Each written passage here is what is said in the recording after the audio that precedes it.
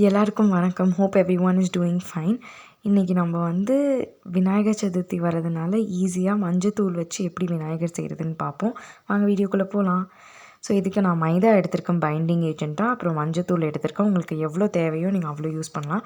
நான் ஒரு விநாயகருக்காக நான் 250 கிராம்ஸ் மஞ்சத்தூளும் ஒரு 2 கை அளவு மைதாவும் எடுத்திருக்கேன். மைதா வெறும் பைண்டிங்காக மட்டும்தான். நீங்கள் பார்த்துட்டு நீங்கள் எவ்வளவோ சேர்த்துக்கலாம்.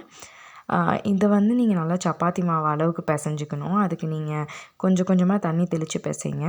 ஒரே அடியாக தண்ணி ஊற்றுனீங்கன்னா மாவு ரொம்ப இலகிடும். ஸோ நல்லா பைண்ட் ஆகாது.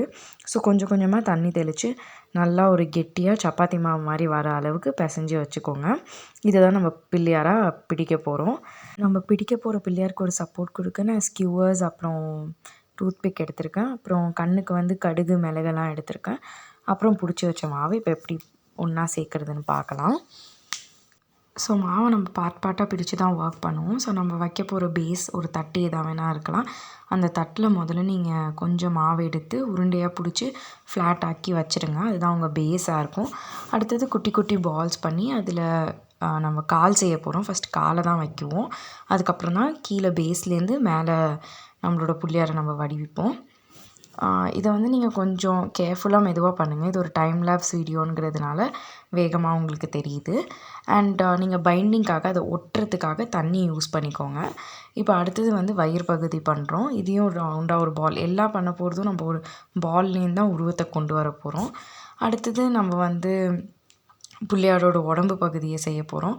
அதையுமே எல்லா இடத்துலையுமே பைண்டிங்காக தண்ணி யூஸ் பண்ணிக்கோங்க.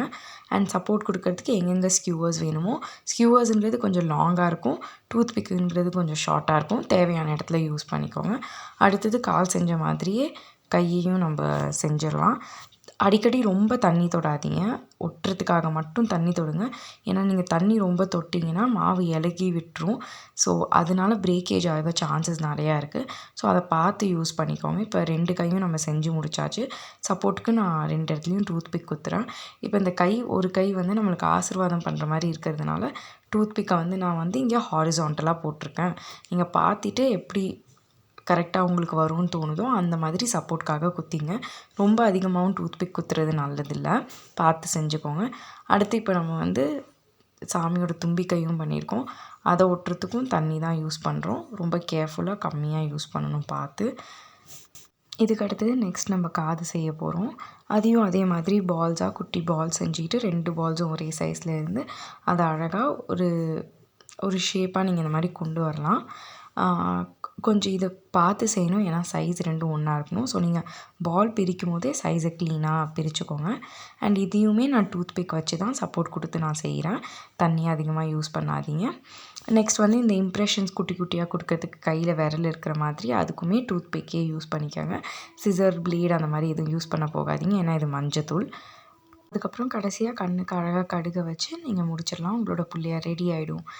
இந்த புள்ளியாருக்கு எக்ஸ்ட்ராவாக நான் குட்டியாக ஒரு க்ரௌனும் செஞ்சு வச்சுருக்கேன். அது உங்கள் இஷ்டம். நீங்கள் வேணும்னா அழகாக ஒரு கிரீடமும் செஞ்சு வைக்கலாம். இந்த வீடியோ உங்களுக்கு பிடிக்கும்னு நான் நம்புகிறேன். பிடிச்சிருந்தா கண்டிப்பாக சப்ஸ்கிரைப் பண்ணிவிடுங்க. இனிய விநாயகர் சதுர்த்தி நல்வாழ்த்துக்கள்.